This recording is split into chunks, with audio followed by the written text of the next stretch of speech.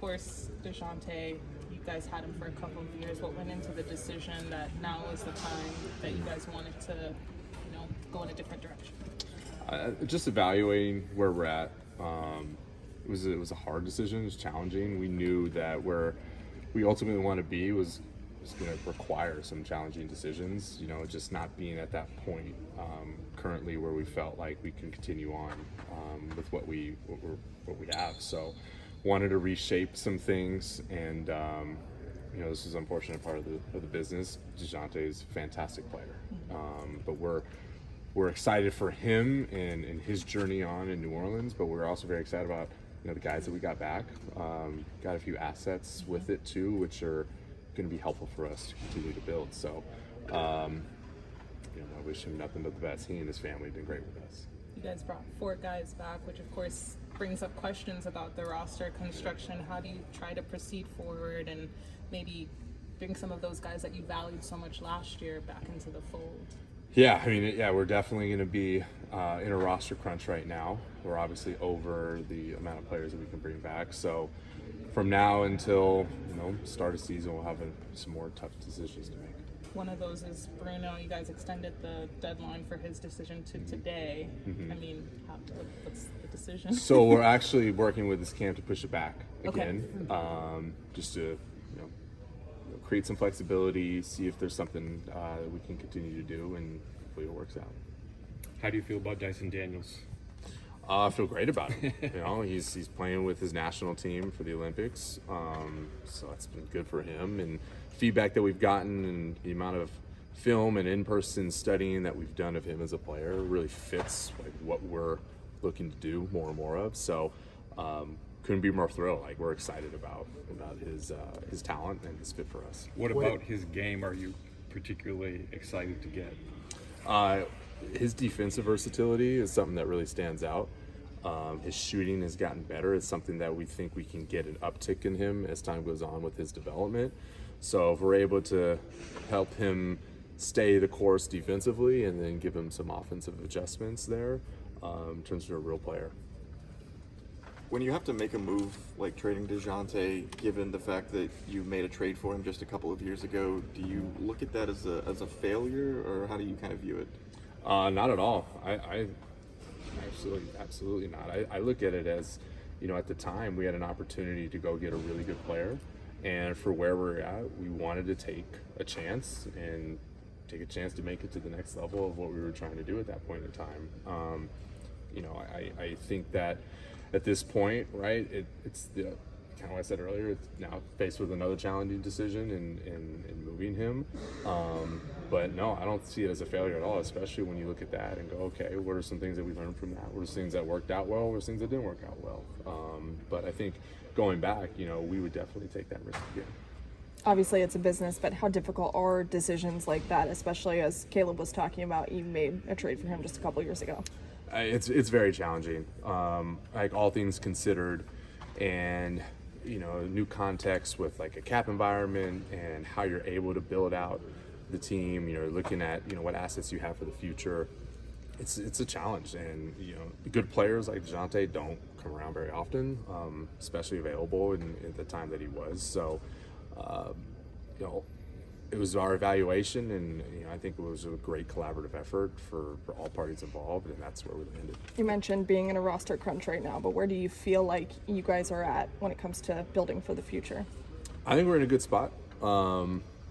In terms of who will be on the roster and who won't, that's a question for another day. Is it fair to say, though, that Trae Young won't be on this roster moving forward? we have a lot of value in Trae. We really do. We have a lot of value in Dejounte. But this is those moments where you have to make those hard decisions. So, from there on, we'll continue to build. Some of the assets that you guys were able to get back were a couple of potential draft picks. Just how much flexibility does that give you for not just next year, but the next couple of years? It helps. We have a pick next year, potentially 2, depending on how the sack pick falls. And that's a year that we didn't have a pick through the Dejounte trade. So that was one of our objectives, is to get back in a draft class that we didn't have one. Obviously in 27, potentially have that as well. So that just helps. You get more bites at the apple, and believing in our development system and believing what Quinn and his coaching staff can do for these players. Having draft picks is essential. You were asked about, Bruno, you have created some more depth at the 4 and 5 with some of these new guys that are on the roster. Mm-hmm. How does that affect your plans, especially for Capella, for instance? Like I said, it's going to be an evaluation for us from now until the start of the regular season. Still place a lot of value in Clint, so should be fine. You talk about Seth Landry signing him to his two-way deal, and what you see in him as well for that to happen. Yeah, for him, it was unfortunate with injury. It'd be great for him to have played summer league, but these things happen. The guy that at the time when he first had that injury last season was really the trajectory kind of looking up on what he was able to do, especially shooting the basketball, and the development that he had in the G League for College Park I thought was great. So just for a guy in what we're doing, just gonna continue to develop him. So he's hungry, he's gritty as a player, and I know he wants it too. So we'll be excited when he gets back from injury. Player development's always important in general, but when you look at your situation where you're hard capped now and your roster's full, how important is it for you to have some of these young guys be, good parts of the rotation next year? Development is crucial, I think, in a new captain environment right now. When you have limitations on how you're going to be able to roster build, that leaves you with the option of changing your roster through development. So that's a strong emphasis for us. And our expectations for our players is really in that same vein, like grow, develop, learn, put the work in, and we'll let the results be what they are. What do you want to see from Zach and Nico in summer league?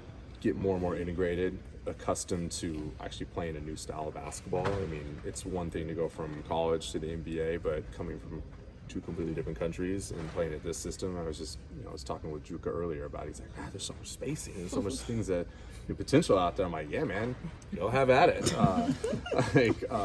Those are all new things for them. So I think it's just making sure that we're supporting them and integrating them into our system, into our way of doing things, and then just going out and competing. But those are all things that I'm not worried about, because that was part of our process and assessments during the draft process, is making sure those were covered. Like, we didn't have to worry about those things. Those guys have it. When you drafted Zach, you said part of the plan with him is to add some weight to him. Like, what's the potential there? Like, with his build, how big do you think he could be there? I don't have a specific number. I know, he's 19. He'll be 19 all this season, and we've done some new things with our performance staff that we're really excited about there, and he's a worker. So, I would say look at his body this time next year, and I think you'll see some transformation. We've had one player come over here and talk about his shooting, and I talked to another player who said, wow, he's more as a ball handler than I expected. What has this first week of him on the practice court been like for you to see everything that you were drafting? Good. Yeah, I mean, it's good, right? You never put too much into two practices, but to see him out here, and I think the thing that I've really been impressed by is just his ability to take risks. And, it's a new game, it's a new system, new way of playing.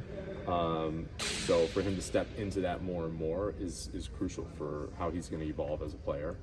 And we're going to help him through that. So, yeah, the shooting, as I mentioned before, even through the draft process is one of his superpowers. Like, he's able to shoot that ball, and he's got real size, and he can defend as well. So some of the ball handling stuff will definitely come, but that's obviously something that whichever player that was that we've seen as well.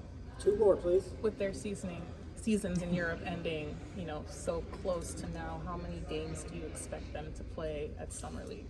I mean, it's hard to say. I don't anticipate them not playing. We want them to develop, and got to play to develop. What do you want to see out of this Summer League roster as a whole? Good question. I would love for them to just go out and compete and to implement the things that Coach Ron has been talking about in practice, and to give more and more of you all a chance to see kind of what we really value here at the end of the day. So we're just excited about how they're going to approach it, and from what we've seen the last few days, the way they've been competing and getting after it has been fun.